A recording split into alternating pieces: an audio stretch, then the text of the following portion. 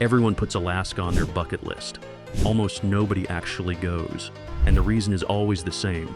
It feels too far, too expensive, too complicated. And I am not going to tell you those things are not true because they are. Alaska is far. It does cost more than a weekend in Vegas. It does require planning.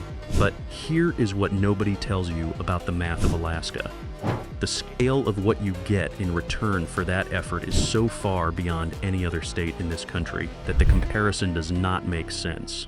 Alaska is bigger than Texas, California, and Montana combined. It has 17 of the 20 highest peaks in the United States.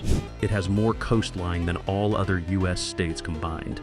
It has glaciers the size of small countries, bear populations so dense that they have right-of-way, rivers full of salmon so thick you can hear them from a mile away, and a sky that does things at night that you genuinely cannot believe are real until you are standing under them.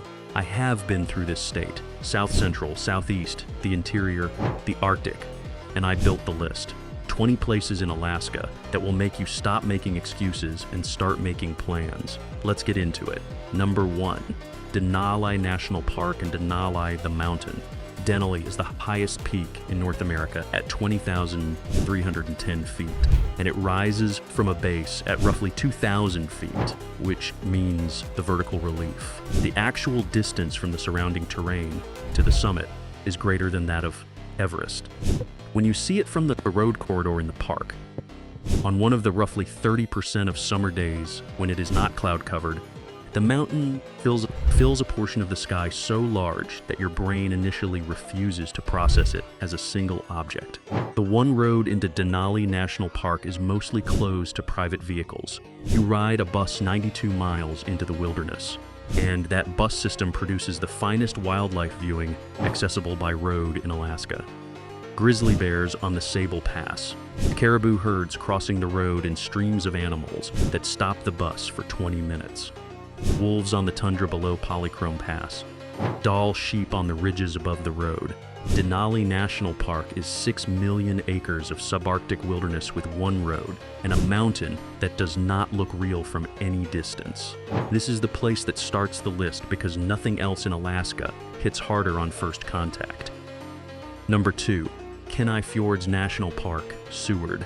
The most accessible glacial and marine wilderness in Alaska is an hour-and-a-half south of Anchorage, and it operates at a scale that the lower 48 simply does not have available. The Harding Ice Field, one of the largest ice fields in the United States, sits above the park and feeds 40 outlet glaciers, 8 of which reach tidewater and calve icebergs directly into the ocean. Exit Glacier, the only road-accessible part of the park, has a trail to the Harding Icefield surface. A 4,000-foot climb with a view at the top that is genuinely disorienting. A flat white expanse of ice and snow to every horizon with nunataks, mountain peaks, poking through the surface. The boat tours from Seward go along the coast to Holgate Glacier and Northwestern Glacier, passing sea otter rafts, stellar sea lion haulouts, humpback whales, orca, tufted puffins, horned puffins, kittiwakes, and the calving face of a tidewater glacier, where house-sized chunks of ice fall into the ocean with a sound like artillery. This is Alaska at its most concentrated and its most accessible. Number 3, the Inside Passage in Southeast Alaska. The Inside Passage is a 1,000-mile waterway corridor through southeastern Alaska. A maze of islands, fjords, and channels between the Pacific coast and the mainland that is one of the most biologically productive marine environments on the planet. The Alaska Marine Highway Ferry System runs the length of it from Bellingham, Washington, to Dutch Harbor in the Aleutians, and the 3-day ferry from Bellingham to Nugent is one of the great slow travel experiences available in North America. You watch the coast of British Columbia give way to the mountains of southeast Alaska, while humpback whales surface alongside the boat and bald eagles perch on the channel markers. Juneau, the state capital, is only accessible by sea or air and has no road connection to the rest of Alaska, a fact that shapes the culture of the city entirely. The Mendenhall Glacier calves into a lake within city limits. The whale watching in Stevens Passage peaks in summer, and the rainforest of Tongass National Forest. The largest national forest in the United States covers the islands and coastline in a temperate rainforest that rivals the Olympic Peninsula for moss and old growth and silence. Number 4, Wrangell St. Elias National Park, Copper River.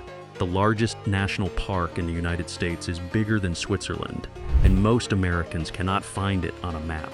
Wrangell St. Elias contains 4 of the highest peaks in the United States, the largest collection of glaciers outside the polar regions, and the historic copper mining district of Kennecott, a national historic landmark that is one of the most remarkable ghost towns in North America. Kennecott Mines operated from 1903 to 1938 and extracted over $200 million of copper ore from the glaciated mountains above the Kennecott River.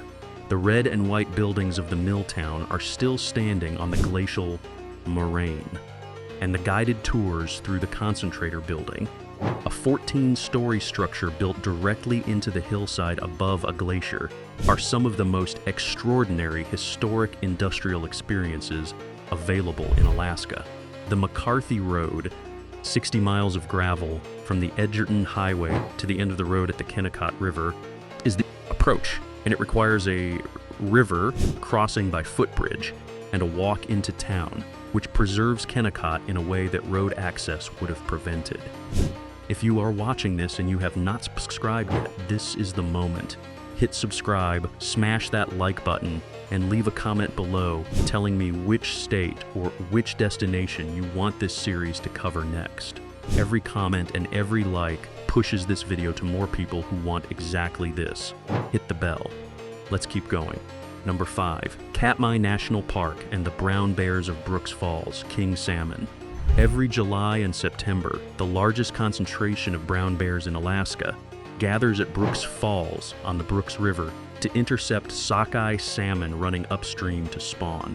The platform at Brooks Falls is 50 feet from the falls, and the bears, up to 60 individuals using the river at once, stand in the current and in the pool below the falls, catching salmon in their mouths as the fish launch themselves up the cascade. Some of the bears here weigh over 2,200 pounds entering winter. The Bear Cam, operated by Explore.org, streams the falls live every summer and has millions of regular viewers. But standing on the platform in person, the smell of fish and river and bear, the sound of the salmon running, the bears within throwing distance, is an experience that no camera transmits. Katmai is accessible by float plane from King Salmon, which makes it a genuine commitment. And the commitment is among the most rewarded in Alaska wildlife viewing. Number 6, the Kenai River, Kenai Peninsula. The most famous salmon river in Alaska is a 2.5-hour drive from Anchorage on the Kenai Peninsula. And in July, the sockeye salmon run is so dense that guided drift boat trips on the river produce catches of 20 to 30 fish per boat per day, which is a sentence that sounds like an exaggeration and is a documented fact. The Kenai is also a king salmon river. The world record king salmon, 97 pounds, was caught here in 1985, and the halibut fishing in Kachemak Bay off Homer at the tip of the peninsula is world-class. The Sterling Highway corridor along the Kenai River gives you continuous views of the turquoise glacially fed water and the Kenai Mountains behind it. Soldotna is the center of the fishing community and the infrastructure for guided fishing here. The guides, the lodges, the processing facilities is more developed than anywhere else in Alaska. Number 7, Homer and Kachemak Bay State Park, Kenai Peninsula. The town at the end of the road on the South Kenai Peninsula sits on a bluff above Kachemak Bay with the Kenai Mountains across the water and the Gruint Glacier visible on the far shore 12 miles away. The Homer Spit, a 4.5-mile strip of land extending into the bay, has the boat harbor, the fishing lodges, the arteries, and the Salty Dog Saloon, a log cabin bar built in 1897 that has been accumulating signed dollar bills on its walls and ceiling since before Alaska was a state. Kachemak Bay State Park, across the bay and accessible only by water taxi, has 400 miles of trails in an undeveloped landscape of forest, glacier, and coastline that the water taxi drops you into and leaves. The tidal flats of the bay at low tide are one of the finest shorebird habitats in the state, and the view from the Homer Bluff at sunset, the bay, the mountains, the glacier, the light on the water, is the specific Alaska coastal view that photographers come back to every summer. Number 8, the Dalton Highway in the Arctic Circle, Yukon-Koyukuk, the road to the top of the world. The Dalton Highway runs 414 miles from the Elliott Highway Junction north of Fairbanks to Dead Horse on the Arctic Ocean at Prudhoe Bay, a haul road built to service the Trans-Alaska Pipeline that is open to the public and is one of the most extreme road trips available in the United States. The highway crosses the Arctic Circle 115 miles north of Fairbanks. It crosses the Brooks Range through Atagun Pass at 4,739 feet, the highest highway pass in Alaska. It crosses the Yukon River at the only public road bridge over the river in Alaska. And it ends at Dead Horse, where the Arctic Ocean is behind a security fence, and you access it on a tour with a gate guard.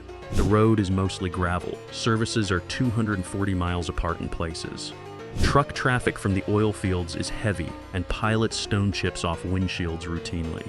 People who drive the Dalton in a standard passenger car and survive it talk about it as one of the most committed driving experiences of their life. Number 9, Glacier Bay National Park and Preserve, Hoonah-Angoon. In 1750, the entire area of Glacier Bay was covered under 4,000 feet of ice. By 1780, the ice had retreated enough that a bay was forming. By today, the bay is 65 miles long, and the glaciers that filled it have retreated so far that new forest, spruce and alder and cottonwood, is actively growing on the newly exposed land.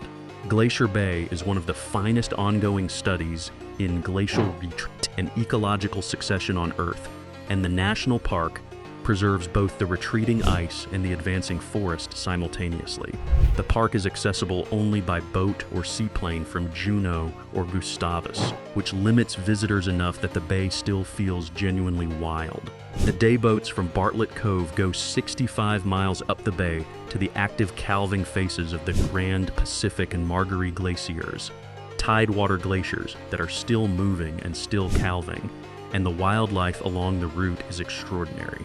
Humpback whales, orca, harbor porpoise, sea otters, brown and black bears on the shoreline, mountain goats on the peaks above. Number 10, the Northern Lights from Fairbanks, Fairbanks North Star. Fairbanks sits almost directly under the auroral oval, the band of maximum aurora activity encircling the geomagnetic pole. And this positioning makes it the most reliable place in the United States to see the Northern Lights. The aurora season runs from late August through mid-April, when the nights are dark enough. And in the peak months of February and March, the lights appear on average 25 nights out of 30 in a clear sky year. The display ranges from a faint green shimmer on the horizon into full sky curtains of green, purple, red, and white that move and pulse and change in a display that is simultaneously the most beautiful and the most biologically strange thing the human visual system processes in a lifetime. Your cortisol drops, your brain quiets. You stand in -20 Fahrenheit air and you do not feel cold for about 15 minutes because the lights are doing something to your attention that overrides the cold signal. Chena Hot Springs Resort, 60 miles northeast of Fairbanks, combines northern lights viewing with natural hot spring soaking, which is the specific combination that makes the coldest nights of Alaska feel like an extraordinary luxury. You are 10 places deep and you are still watching. Subscribe right now, hit that like button, and leave a comment below with the Alaska destination on this list that you are most determined to get to. I read every comment. Hit that bell because the second half of this list is where Alaska starts showing you things that most travel content never reaches. Let's keep going. Number 11, Prince William Sound and Columbia Glacier, Valdez. Prince William Sound is a 3,800 square mile protected waterway in south-central Alaska, ringed by the Chugach Mountains and fed by tidewater glaciers from the Chugach ice field above. Columbia Glacier, one of the largest tidewater glaciers in Alaska, has retreated over 20 miles since 1980 and is still retreating, calving icebergs into the sound at a rate that produces a floating field of ice that kayakers navigate between. The charter boat tours from Valdez into the sound give you Columbia Glacier, harbor seal haul-outs on the icebergs, orca working the schools of fish in the channels, and the specific quality of light on glaciated water in late afternoon that is unlike any light available in the lower 48. Valdez is also the southern terminus of the Trans-Alaska Pipeline, a 800-mile engineering achievement that you drive under on the Richardson Highway coming in, and that dominates the port below town. And the history and the ecology of this place, complicated by the 1989 Exxon Valdez oil spill and the subsequent 30-year recovery, is one of the most important environmental stories in American history, told in the landscape where it happened. Number 12, the Wood-Tikshik State Park, Dillingham. The largest state park in the United States, 1.6 million acres, is in southwestern Alaska and is accessible only by floatplane or boat. Wood-Tikshik is a chain of 12 large lakes connected by rivers in the Alaska Range foothills, and the fishing here: rainbow trout, Arctic grayling, 5 species of Pacific salmon, is some of the finest freshwater fishing in the world. The lodges that operate in the park fly clients in for week-long stays, and the river fishing from a drifting raft through wilderness so intact that brown bears fish. The same runs you are. Fishing is the Alaska experience that fishing writers have been describing for a century. This park is not accessible to independent travelers without significant logistics, but the floatplane flight in over the chain of lakes, the water blue and silver in the morning light, the mountains above, no roads visible in any direction, is itself an Alaska experience before you even get out of the plane. Number 13, the Pribilof Islands, St. Paul Island. 5 volcanic islands in the middle of the Bering Sea, 800 miles southwest of Anchorage, hosting the largest northern fur seal rookery in the world and some of the finest seabird colonies on the planet. St. Paul Island has 2.5 million seabirds nesting on its basalt cliffs in summer. Thick-billed murres stacked on every ledge, red-faced cormorants, parakeet auklets, least auklets in flocks of hundreds of thousands that move through the fog like smoke. The fur seal rookeries on the beaches below the village have tens of thousands of animals, bulls, cows, pups, in a density of marine mammal life that has no parallel anywhere in the United States. Getting there requires a flight through Dutch Harbor, and the weather is cold and foggy even in August, and the islands are completely unlike any other landscape in Alaska. The Unangan people who live on St.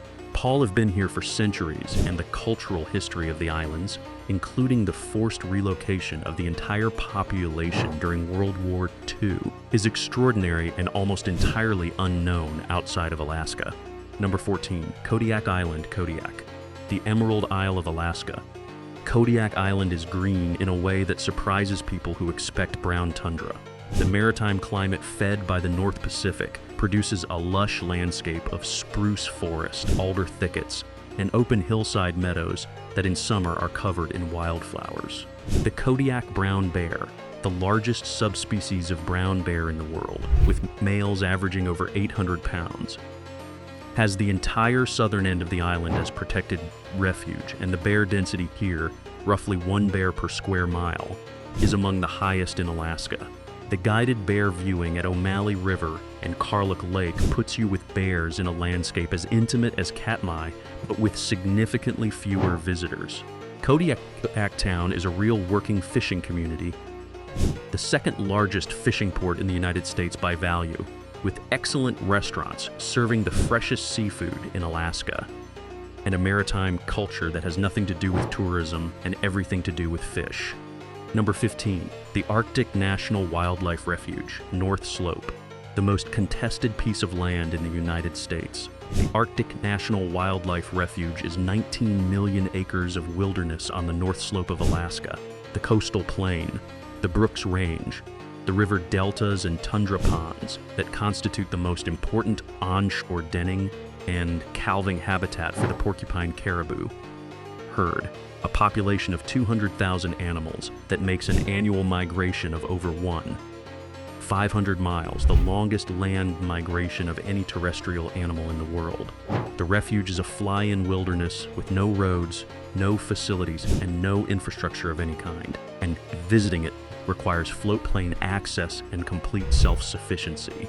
The people who do go, the backpackers, the river floaters, the wildlife photographers, consistently describe it as the most wild and most complete wilderness experience available to a human being on this planet.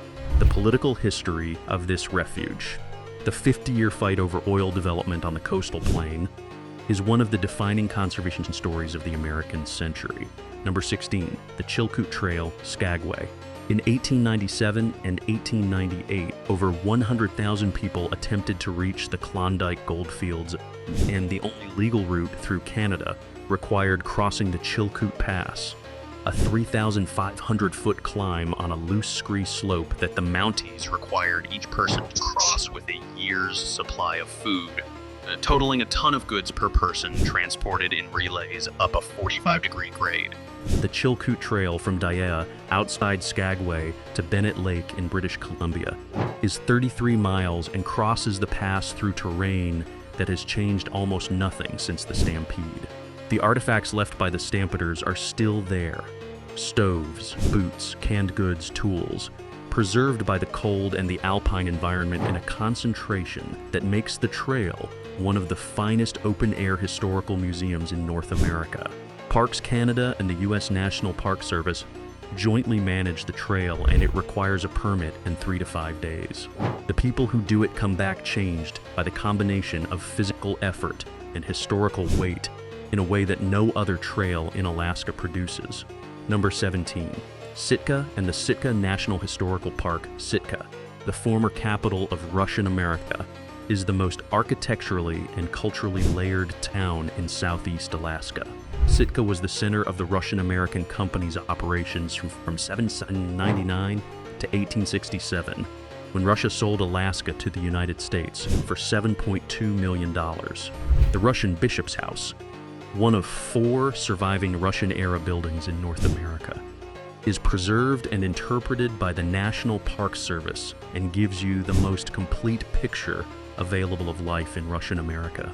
The Sitka National Historical Park commemorates the 1804 Battle of Sitka, where Tlingit warriors defended their territory against Russian stores for days before, and the totem poles along the Forest Trail through the park, carved in the 1890s and restored over the subsequent century, are the finest collection of standing totem poles in southeast Alaska. The Sitka Sound Science Center has a fish hatchery and marine education facility on the waterfront that gives you Pacific salmon and halibut in touch tanks. And the view from Sitka Sound, the volcanic cone of Mount Edgecombe across the water, Spruce Islands, the fishing boats, is one of the finest harbor views in Alaska. Number 18, the Matanuska Glacier, Matanuska-Susitna Valley. The largest glacier accessible by road in the United States is 100 miles northeast of Anchorage on the Glen Highway, and you can walk onto it. The Matanuska Glacier is 27 miles long and 4 miles wide, and guided tours take you out onto the glacier surface.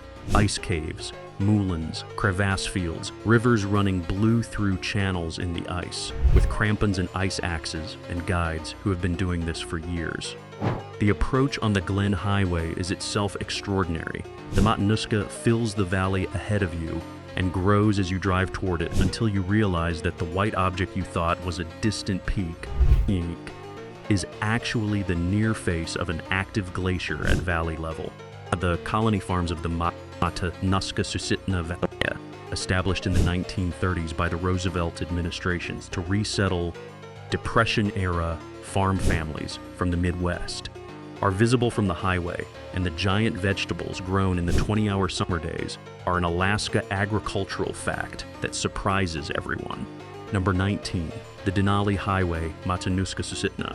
The original road to Denali, before the park's highway was built in 1972, is a 135-mile gravel road across the Alaska Range foothills between Paxson and Cantwell that is one of the finest drives in Alaska for people who are willing to accept a gravel road at 45 miles per hour for 4 hours. The Denali Highway traverses alpine tundra and river valleys and gives you continuous views of the Alaska Range from a perspective that the paved parks highway never achieves. You are in the range rather than beside it. The Brushkana River Campground is one of the finest free campgrounds in Alaska. A gravel bar on a braided glacial river with the mountains above and the tundra behind, and almost certainly no other campers. The caribou of the Delta herd use this corridor in their seasonal movements, and autumn drives on the Denali Highway regularly encounter herds of hundreds of animals crossing the road. The road opens when the snow melts, usually late May, and closes when it returns, usually mid-October. The fall color window in mid-September, when the tundra turns every shade of red, gold, and orange under the Alaska Range, is the finest version of this drive. Number 20. The Arctic Ocean at Utqiagvik North Slope. You end this list at the top. Utqiagvik, formerly Barrow, is the northernmost city in the United States at 71 degrees north latitude, 330 miles above the Arctic Circle, accessible only by air, and it is the most extreme inhabited place in North America. The sun does not set here from May 10 to August 2, 82 days of continuous daylight, and does not rise from November 18 to January 22, 65 days of polar night. The Arctic Ocean beach at Utqiagvik looks like no other coastline in the United States. The sea ice piled in pressure ridges on the shore in spring, the bowhead whale bones marking the beach in front of the Inupiat Heritage Center, the musk oxen that sometimes wander into town from the tundra. The Inupiat people have lived here for 1,500 years, hunting bowhead whales in the Chukchi and Beaufort Seas in skin boats called umiaks, and the cultural heritage of this community, preserved in the Heritage Center and alive in the spring whaling festival of Nalukatak, is extraordinary and available to visitors who approach it with the respect it deserves.